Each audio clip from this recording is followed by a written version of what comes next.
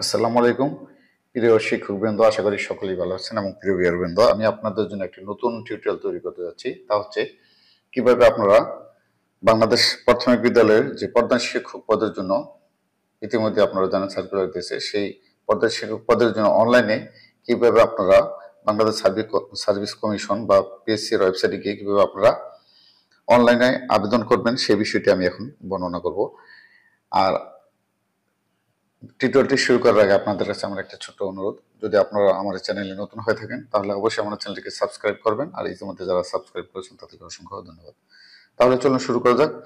প্রথমে আপনারা যে কোনো একটি ব্রাউজ ওপেন করবেন।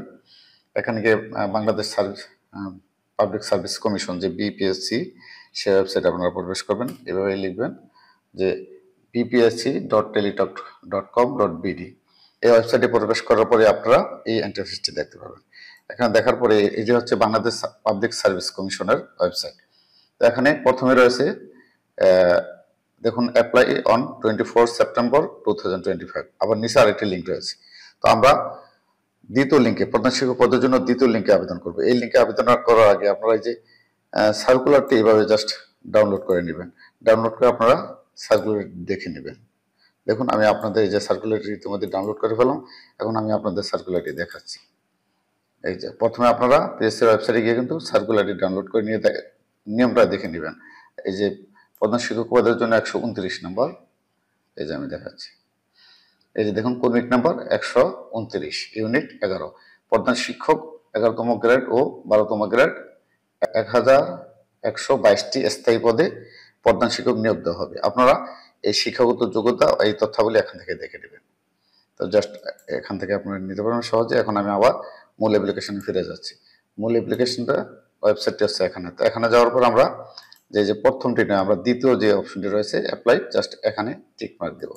এখানে দেওয়ার পরে এই যে এখানে রয়েছে অ্যাপ্লাই নাও, জাস্ট এখানে ক্লিক করবেন। ক্লিক করার পর এখান থেকে আপনারা সিলেক্ট করে নিয়ে যাবেন 129 নাম্বার, এই যে জাস্ট এখানে head teacher, government primary school, ministry of primary and mass education, এই যে 129, জাস্ট এখানে টিক মার্ক দেবেন। দেওয়ার পরে জাস্ট নেক্সট অপশনে চলে যাবে। নেক্সট অপশনে যাওয়ার পরে এই বিষয়টি আপনারা এখানে সবগুলো নাম ইংরেজিতে, অর্থাৎ আমি এখন ইংরেজিতে সমস্ত তথ্যগুলো আমি দিচ্ছি। তারপরে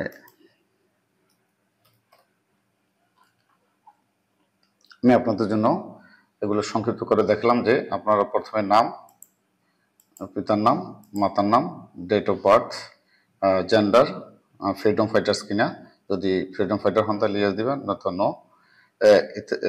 ইথেনিক মাইনরিটি, এটাও যদি আপনি নো দিবেন। আর যদি আপনার কোনো প্রতিবন্ধকতা থাকে তাহলে ইয়েস দিবেন, অন্যথায় নো।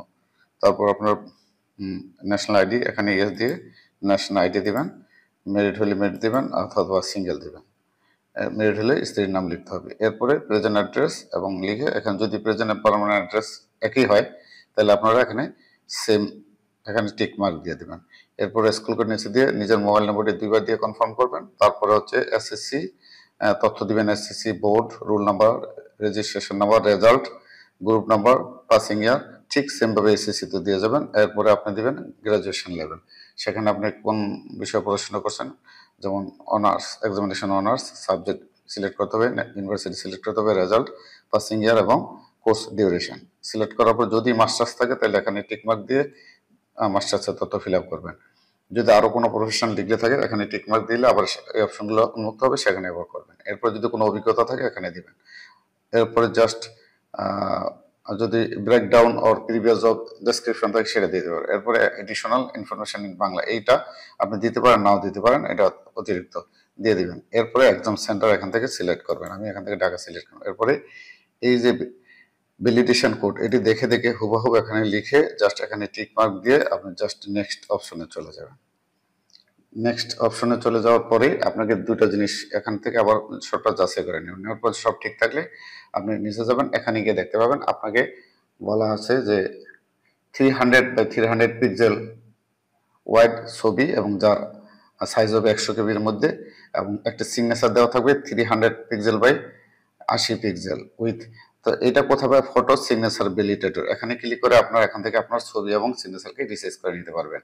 তো আমি ইতিমধ্যে রিসার্চ করে রেখেছি, আমি জাস্ট এখানে ক্লিক করে আমি আমার ছবিটি নিয়ে নিলাম। এরপরে জাস্ট আমি এখানে ক্লিক করে আমি আমার সিগনেচারটি নিয়ে নিলাম। আমি আগে সাইজ করে রেখেছি। রাখার পরে জাস্ট এই যেখানে এটা পরে I declare that the information provided in this form are correct, এই পুরো লেখাটি পরে আপনি এখানে টিকমার্ক দিয়ে জাস্ট এই সাবমিট অ্যাপ্লিকেশন জাস্ট এখানে ক্লিক করে দিবেন। এখানে ক্লিক করার পরে আপনার অ্যাপ্লিকেশনটি সাবমিট হয়ে যাবে।